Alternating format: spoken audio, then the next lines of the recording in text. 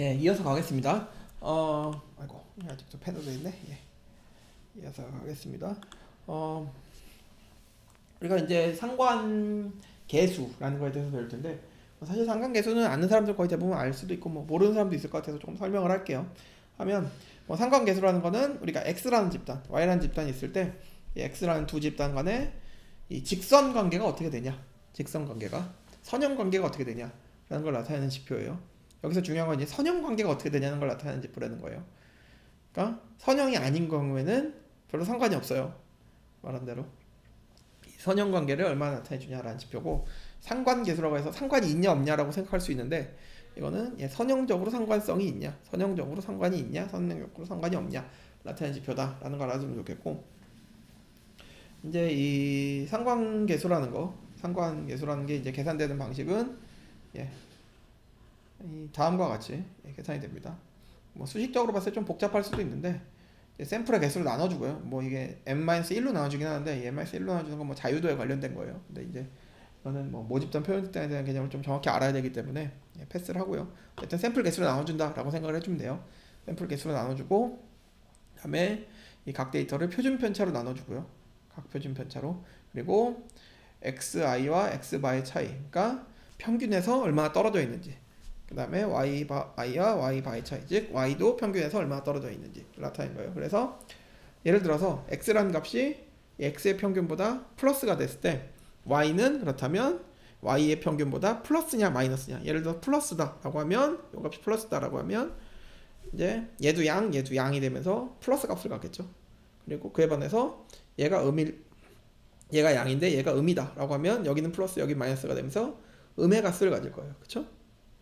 그래서 결과적으로 봤을 때 얘가 x라는 지표가 x의 평균에서 양의 값을 가질 때, yi라는 값이 양의 값을 갖냐 음의 값을 갖냐, 즉 x가 평균보다 양일 때 y도 같이 양이냐, 아니면 x가 평균보다 양의 값을 갖는데 y는 음이냐, 뭐 요런 거를 계산하는 지표라고 볼 수 있어요. 즉 이게 의미하는 게 선형적인 관계가 어떠냐라는 것을 의미하는 거예요. 선형적인 관계가 어떠냐라는 것을 의미하는 거고, 이 선형적인 관계가 어떠냐는 것은 결국은 이게 이제 이 선형적으로만 관계가 어떠냐는 거고, 이게 만약에 관계가 없다는 거랑은 또 다른 얘기예요. 사실은 아까도 얘기했지만, 뭐 잠깐 설명을 하면, 이게 이제 뭐 예를 들어 사인 그래프가 이렇게 있다고 했을 때, xy가 이렇게 사인 그래프가 있다라고 했을 때, 우리가 얘는 선형적으로 아무 관계가 없어요. 사실은. 그렇죠?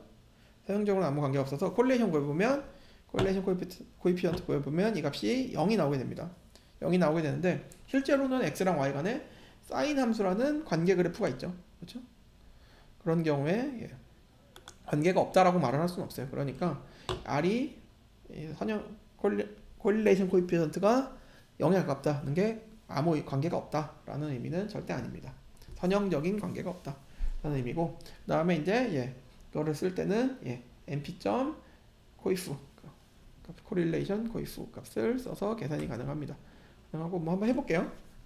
x는 np.a range 다시 제목.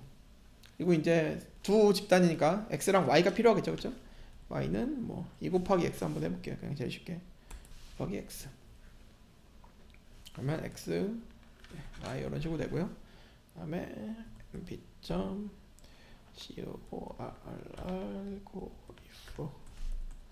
x, y 하면 콜레이션 코에피션트를 구할 수가 있습니다. 이 경우 1이 되겠죠, 그렇죠? 완전히 서로 이제 직선 관계에 있으니까, 그렇죠? 1이 되고, 여기 보면 이제 4개가 나오는데, 이 4개가 뭐냐면 x랑 x의 뭐 콜레이션 코에피션트, x랑 y의 콜레이션 코에피션트, y랑 x의 콜레이션 코에피션트, y랑 y의 콜레이션 코에피션트, 이런 식으로 나오는데, 우리가 일반적으로 생각한 콜레이션 코에피션트는 요 값입니다. 요 값만 보면 돼요. 요 값만 보면 되고, 예를 들어서 근데 한번 바꿔보죠. y20을 뭐 한 1000 정도로 바꿔볼게요. 이러면 이제 선형이 아니겠죠, 그쵸? 중간에 하나 1000이 있는 거예요, 그쵸? 완벽한 선형이 아니죠. 이런 경우는 계산을 해보면 낮은 코릴레이션 코에피션트를 갖게 되죠. 0.15밖에 안 나와요. 그래서 이제 1이 나오는 거 아무 의미가 없습니다. 이거 x랑 x, y랑 y의 콜리전 코에피션트예요. 그리고 이제 콜리전 코에피션트가 보면 알겠지만 y랑 x랑 바뀌어도 완전히 같은 값입니다. 이건 수학적으로 완전 같은 값을 가지게 돼요. 이 식을 보면 알 수 있어요. 얘가 x가 x로 바뀌고 x랑 y랑 서로 바뀌었다 라고 해도 아무 차이가 없겠죠. 그렇죠? 이런 식으로 이제 콜리전 코에피션트를 계산 가능합니다. 그리고 이제 그 다음으로 볼 거, 우리가 이제 직선의 이 상관관계 어떻게 되냐라는 걸 비교하는 콜리전 코에피션트를 했었고요. 뭐 이런 거 같은 경우에 이제 아까 말한 대로 오존이랑 NO2가 있을 때 오존이랑 NO2가 직선적으로 어떤 상관관계를 갖냐 이런 거 계산하는 거고, 그 다음에 이제 우리가 계산할 거는 리그레이션에 대해서 할 거예요. 리그레이션, 회귀 분석. 물론 회귀 분석인데 이제 회귀 분석은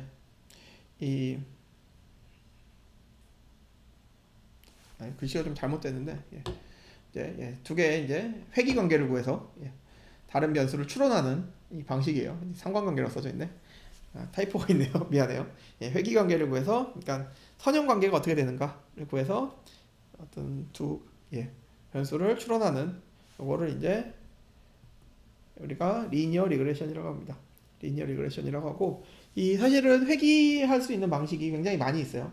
굉장히 많이 있는데 우리가 이제 제일 먼저 보는 거는 선형 회귀. 그러니까 x랑 y가 어떤 선형 관계를 가지고 있다라고 보는 거예요. 이 콜리전 코에피션트랑 같은 개념이죠. 그러니까 여기 이제 아래 그림이 있는데 이거는 이제 PM2.5랑 PM2.5의 농도랑 PM2.5의 이제 데스 레이트, 그러니까 사망률을 그린 그림이에요. 그린 그림인데 보면 거의 직선의 선형 관계를 가지고 있습니다. 선형 관계를 가지고 있어요. 여기까진, 그렇죠? 아니면 이 정도까진, 그렇죠? 이런 경우 이제 선형 상관관계가 있는 거고, 그렇죠? 선형 관계가 있는 거고, 이거 같은 경우에 선형으로 회귀를 하게 되면 우리가 PM 농도가 증가했을 때 PM 농도 증가에 따라서 실제로 사망률이 얼마나 증가할 거냐라는 예측 모양을 구할 수 있어요. 그래서 예를 들어서 PM 농도만 알아도 우리가 PM으로 인해서 어느 정도가 사망할 거다라는 걸 계산할 수 있는 거죠. 그런 것들을 계산할 수 있는 식을 계산하는 거, 이런 것들을 리니어 리그레션, 선형 회귀라고 해요.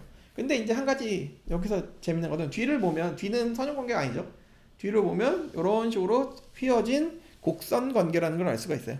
이런 거 이제 선형 관계가 아니겠죠. 그래서 이 뒤까지 만약에 맞는 우리가 식을 구하고 싶다라고 하면 선형 회귀로는 구할 수가 없을 거예요. 그렇죠? 그런 경우에는 선형 회귀가 아닌 다른 회귀 방식을 이용해야 될 거예요. 뭐 2차원은 다항함수 회귀라든지 아니면 로그 회귀라든지 아니면 지수 회귀라든지 이런 것들을 이용을 해야 돼요. 이 회귀라는 거는 결국은 어떤 선의 그래프 관계 어떻게 되냐, x랑 y의 그래프의 관계가 어떻게 되냐라는 거기 때문에 꼭 선형 회귀만 있는 것은 아닙니다. 선형 회귀는 이렇게 직선으로 이제 그래프가 어떻게 되냐는 거고, 예를 들어서 2차 다항식 회귀면 이런 2차 다항식에 비교했을 때 어떤 관계를 갖냐, 뭐 3차식이면 이런 식이랑 비교했을 때 어떤 관계를 갖냐, 뭐 이런 식으로 우리가 회귀를 하는 거라고 생각을 하면 돼요. 결국은 어쨌든 x랑 y의 관계를 구하고 싶은 거예요. 우리가 하고 싶은 건 x랑 y의 관계 구하고 싶은 거고, 이제 제일 기본이 되는 게 선형 회귀 분석입니다. 이 선형 회귀 분석은 이제 식으로 봤을 때 두 변수 사이에 이제 관계로 가장 기본적인 일치 함수 모형으로 이제 가정을 해서 이 분석을 하는 방법이고, 즉 여기 나온 대로 y는 ax 플러스 b, 뭐 알파 플러스 bx라고 써 있는데 우리가 흔히 쓰는 방식으로 쓰면 y는 ax 플러스 컴퓨터 잘 안 써지는데 플러스 b, 이런 식이 되겠죠. 그렇죠? 이런 상태가 될 거고, 이제 여기서는 알파 베타가 바뀌어 있어요. 일반적인 이 선형 회귀 방식에서는 개수를 먼저 구합니다, 항상. 그래서 바뀌어 있는데 이렇게 돼 있고, 뒤에 이제 입실론이 있어요. 입실론이 있는데 요거는 뭐냐면 우리가 이제 x랑 y를 선형 회귀 모형을 구했어요. 근데 이게 완전히 퍼펙트한 직선은 아닐 거 아니에요, 그렇죠? x랑 y가 뭐 이렇게 값이 있다고 했을 때 여기 앞에 보죠.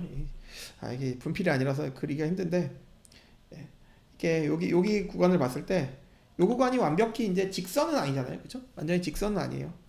완전히 직선은 아니기 때문에 우리가 생각한 y는 ax 직선, 그렇죠? y는 뭐 ax 플러스 b 직선에 해당하지 않는 부분이 있어요. 예를 들어서 여기를 봤다 했을 때 우리가 요 회기선을 구했다고 했을 때 여기에 요 포인트 값은 이 회기선과는 차이가 있죠. 분명히 차이가 있어요. 그쵸? 차이가 있고 그런 부분들을 여기 있는 입실론 부분이라고 볼 수가 있습니다. 그러니까 우리가 선형 회귀 모형으로 찾을 수 없는 부분, 찾을 수 없는 부분을 우리가 이 회귀 모형의 오차로 볼 수가 있어요.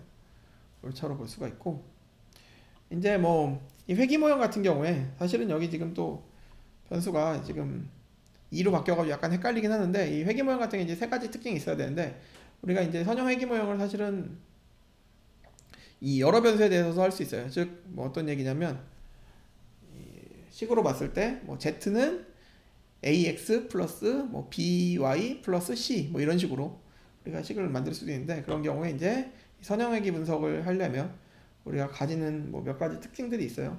그 특징들이 있는데, 이게 첫 번째로는 선형성을 지녀야 돼요. 선형성을 지닌다는 건 결국은 이 잔차들의 합이 0에 가까워야 됩니다. 0에 가까워야 돼요. 그리고 0에 가까워야 되는 게 0이어야 돼요. 말이 잘못했어요. 0이어야 돼요. 그리고 이 잔차는 항상 이 잔차들의 이 분산을 계산했을 때 이 분산들이 항상 0보다 커야 됩니다. 뭐 이거 등분산성이라고 그러고, 마지막으로 이제 제일 중요한 게 독립성인데, 이 독립성이라는 게 뭐냐면 우리가 이 예를 들어서 뭐 ax 플러스 by 플러스 cz가 뭐 d다 플러스 d가 뭐 k다라는 우리가 뭐 어떤 선형 회귀식을 세웠다고 하죠. 하나의 변수가 아닌 여러 변수에 대해서 이 선형 회귀식을 세웠다고 했을 때, 이 선형 변수들 간에 이 서로 간에 이 독립성이 담보가 되어야 돼요. 독립성이 좀 어려운 말일 수 있는데, 이게 사실 펜으로 안 하니까 되게 어렵네요. 되게 어려운데, 뭐 예를 들어서 잠깐만 다시 펜으로 약간 바꿔볼게요. 펜으로 바꿔서 y는 ax1 플러스 bx2 플러스 c 뭐 이런 식으로 생각을 해보죠. 그러면 우리 이런 선형 회귀 곡선을 만들었을 때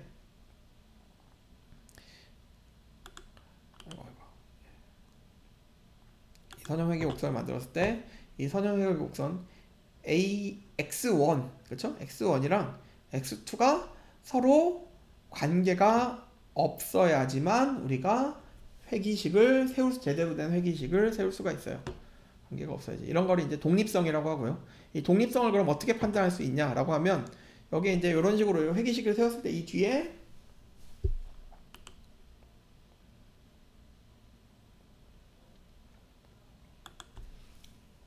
잔차에 해당하는 2의 i 그 다음에 플러스 2의 i1 그렇죠? 2의 1이라고 해야 되겠네요. 2의 1, 2의 2 값이 이제 뒤에 붙게 되는데, 요 값들이 서로 독립적이냐 아니냐를 통해서 우리가 판단을 할 수가 있어요. 얘가 독립성이 가지고 있냐 아니냐 것들을 가지고 있는데, 사실 확실히 온라인 수업으로 이론적인 내용을 설명하기 굉장히 어려운 것 같네요. 어려운 것 같고, 어쨌든 그런 관계를 갖는다. 뭐 사실 뭐 이 내용에 대한 거는 잊어도 될 것 같아요. 뭐 이거는 사실 통계 수업 든다면 자세히 할 거니까 이 내용에 대해서는 굳이 기억을 못 해도 될 것 같고, 결과적으로 우리가 어떤 y랑 x의 관계를 직선의 형태로 구하는 게 선형 회귀 모형이다. 이 정도까지만 알아둬도 사실은 될 것 같아요. 될 것 같고, 그래서 뭐 이런 식으로 된다 거고, 그거를 뭐 수학적으로 표현하면 이런 식으로 나오게 되고, 이제 우리가 결국 구하고 싶은 거는 여기 나오는 알파랑 베타 값이 얼마냐, 그쵸? 우리가 y는 ax 플러스 a 플러스 bx 뭐 이런 형태로 이제 식을 세웠는데, 그러면 여기 나오는 알파 값, 그쵸? 여기 나오는 베타 값이 얼마냐. 그리고 2라는 건 별로 중요하지 않아요. 이거는 오차기 때문에 말하자면 중요하지 않고, 그래서 이 알파 베타가 얼마냐라는 거고, 알파 베타는 아래에 나오는 이런 형태의 식으로 우리가 계산을 할 수가 있습니다. 아래 여기 나오는 식을 이제 식으로 형태로 계산할 수 있어요. 그래서 이제 우리가 결국은 이 알파랑 베타를 구했을 때 뭐 알파 우리가 예측하는 회귀 모형식이라는 걸 x로 이제 x에 대한 y의 회귀 모형식으로 생각했을 때, 이 y랑 yi랑 알파 플러스 베타 xi. 이게 이제 우리가 생각하는 회귀 모형식에서의 정답이죠. 그리고 이제 요거의 차이가 결국은 2 잔차가 되는 거예요. 잔차가 오차가 되는 거예요. 잔차라고 하면 헷갈리겠다. 예, 오차가 되는 거예요. 오차가 되는 건데 요 오차의 합이 최소가 되는, 그렇죠? 최소가 되는 값이 얼마냐 라는 거예요. 그걸 구하는 거고, 뭐 그래서 이제 미분을 해서 이제 식을 전개해주면 이런 식으로 식이 나오게 됩니다. 식이 나오게 되고, 이거 뭐 최소값이 얼마냐, 극소값이 얼마냐 이거 구하는 문제예요. 사실은 뭐 수학적인 것들에 대해서 그렇게 관심이 있을 것 같지는 않고, 예, 그런 식으로 된다는 거고, 요거를 이제 조금 더 그냥 이론적인 개념에서 설명을 해주면, 아이고, 예, 미안해요. 포인터 옵션을 펜으로 바꾸고, 우리가 이제 이런 좌표계를 생각했을 때, 결국은 포인트가 뭐 여기 포인트가 있고 여기 포인트가 있고 여기 포인트가 있어요. 이런 식으로 갔다고 했을 때 어떤 걸 구해주는 거냐면, 우리가 이 회기식이 있을 때 이 회기식의 차이, 요 차이, 그렇죠? 요 차이의 합이 최소가 되는,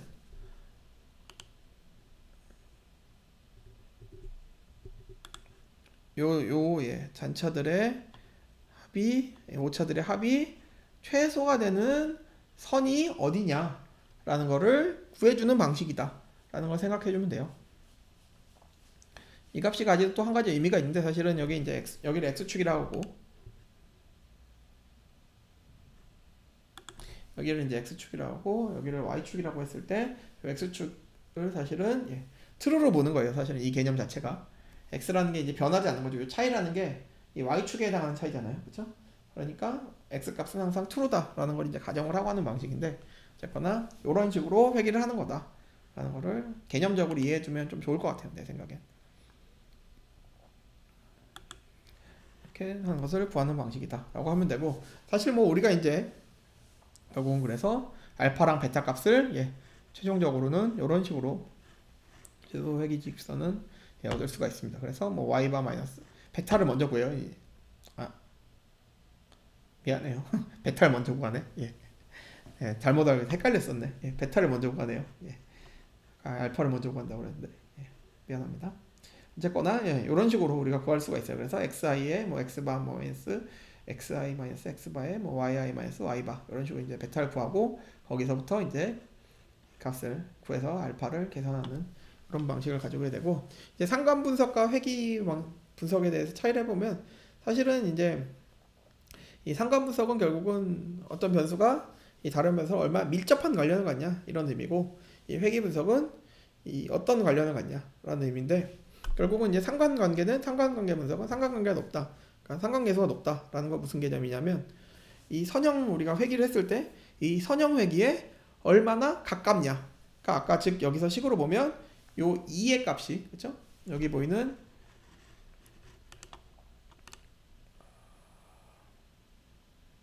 요 왜 안 뜨냐? 요 2의 값이 얼마나 0에 가깝냐라는 개념이라면, 아이고 미안해요. 예, 회귀 분석은 결국은 이 알파랑 베타 값이 얼마냐, 즉 어떤 관계식을 가지고 있냐, 이게 포인트가 되는, 예, 분석이라고 볼 수가 있습니다. 이런 차이가 있다는 거 정도, 예, 통계적으로 알고 있으면 좋을 것 같아요. 알고 있으면 좋을 것 같고, 여기까지가 이제 뭐 기본적인 통계 분석에 대한 뭐 이론은 끝이고, 예, 그럼 어떻게 계산하냐라고 하면, 이제 뭐 계산할 수 있는 방법 중에 하나가, 예, 사이파이 패키지를 이용하는 겁니다. 사이파이 패키지를 이용할 수도 있고, 사실은 그냥 MP 패키지에서도 뭐 비슷한 패키지가 있어요. 좀 이따 설명을 할 텐데, 예, MP 패키지에도 비슷한 패키지가 있는데, 일단은 뭐 제대로 구하기 위해서는, 예, 사이파이 패키지를 이용을 해야 되고, 이제 사이파이 패키지는 이런 식으로 불러와요. 이런 식으로 불러오는데, 요거 이제 이렇게 불러오는 이유가, 이 사이파이가 이제 경로가, 예, 우리가 그 파이썬이 바로 인식할 수 없는 경로가 있거든요. 그래서 이제 이 경로를 지정해 주는 거예요. 이 from이라는 거는 경로를 지정해 주는 거예요. 그래서 사이파이 폴더에 있는 스태츠라는, 예, 스태츠라는 값을 이제 임포트 해라, 이런 의미예요. 이런 의미고, 이 from이라는 개념이 처음 나와서 얘기를 해주면 이 경로에 대한 거다 라는 거를 알아두면 좋을 것 같아요. 그러면 이제, 예, 클리어하고 x 해보죠 한번. x는 p.a p.a range 뭔가 이상한데? 예. range 예. 다시 그 y는 곱하기 이런 식으로 해보죠. 여기서 이제 예. 일단은 예. 아이고 이렇게 오늘따라 오타가 많고 이런지 모르겠네. 예. 사이파이 패키지를 가져오겠습니다. 사이파이에서 import stats 값을 가져오는 거예요. 그러면 이제 사실은 뭐 요거 앞에 이제 from은 별로 중요한 게 아니고 스태츠를 임포트 한다는 것만 생각하면 돼요. 임포트 한다는 거. 그러면 이제 예, 스태츠 함수에 스태츠라는 값을 우리가 불러오는 거예요. 그래서 스태츠에 linear regress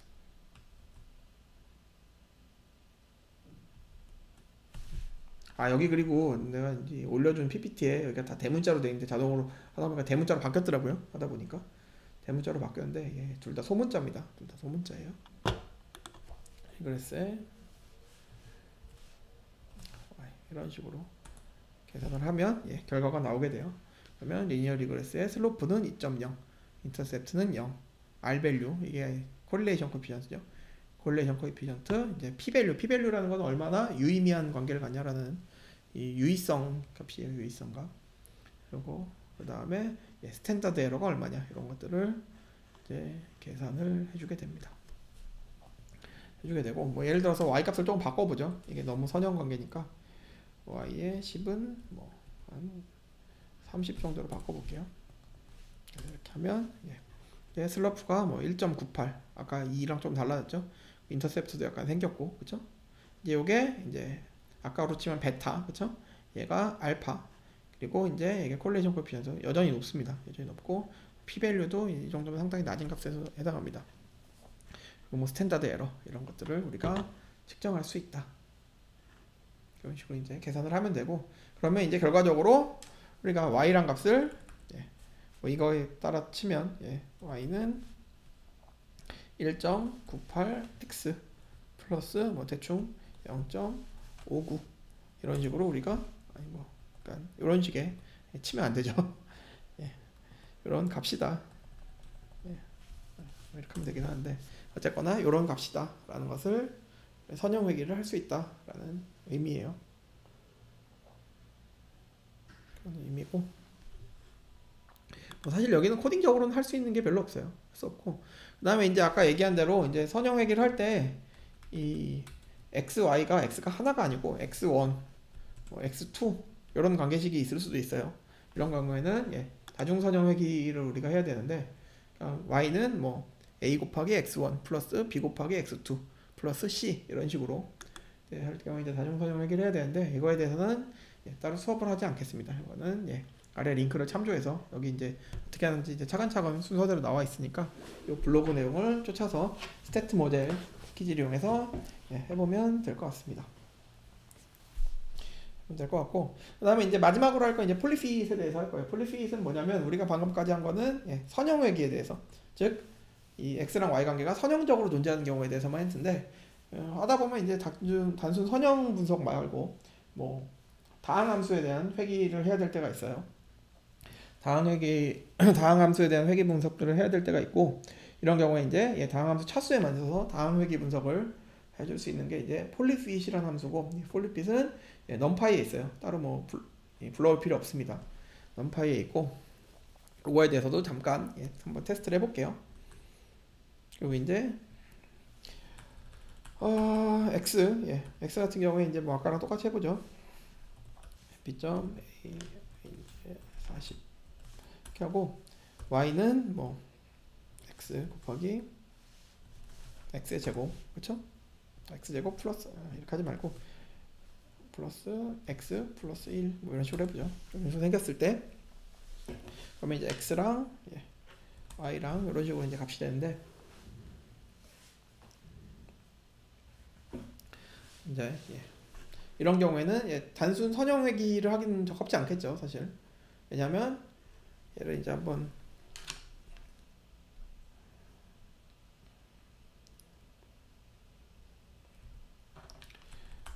얘는 이제 말하자면 2차 함수 형태로 이제 값이 된 거기 때문에 선형회귀로는 적합지 않을 거예요, 그렇죠?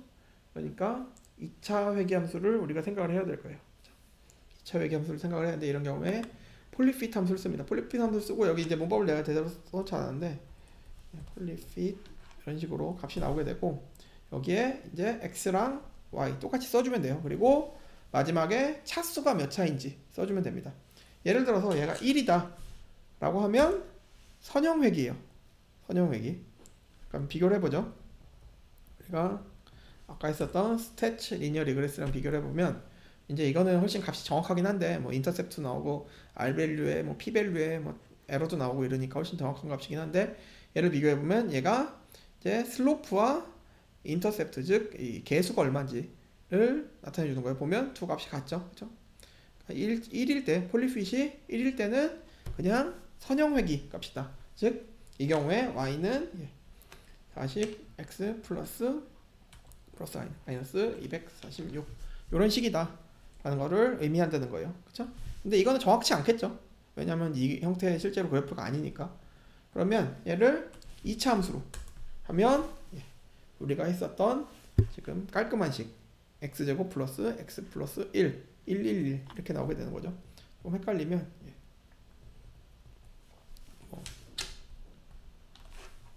이런 식으로 바꿔보죠. 그러면 x제곱 플러스 3x 플러스 2죠. 이런 경우에 이렇게 2차항에 대해서 해보면 이렇게 x제곱 플러스 3x 플러스 2의 값 형태다 라는 것을 확인을 할 수 있고 이런 경우에 우리가 회귀식을 구할 수 있다 것을 확인을 할 수가 있어요. 확인할 수가 있고 이제 이런 것들은 뭐 나중에 우리가 x랑 y랑 무슨 관계가 있냐, 오존이랑 NO2가 무슨 관계가 있냐 라는 거를 구할 수 있는 식을 우리가 구할 수 있겠죠. 그래서 이제 숙제는 뭐 있는데 뭐 숙제는 우리가 아직 마무리가 안 되는데 아직 지금 찍는 시점 기점으로 해서 아직 마무리가 안 되는데 숙제 4번 그쵸? 김양장동의 이제 대기질 함수 대기질 그 엑셀 파일 그 파일에 있는 데이터들을 상관계수 구하는 거 상관계수 구하고 그 다음에 이제 선형회귀식을 구하는 거를 한번 해보려고 그래요. 이제 뭐 어차피 앞에서 이거 했던 거기 때문에 이 전에 했던 거랑 거의 유사한 이 앞에 부분 처리 부분이 있기 때문에 그렇게 어렵진 않을 거라고 생각을 합니다. 생각을 하고 이거에 대해서 이제 선형회귀식을 구해라 뭐 이런 것들 대해서 한번 해보면 될 것 같아요. 이상 이번 이 수업 내용을 마치도록 하겠습니다.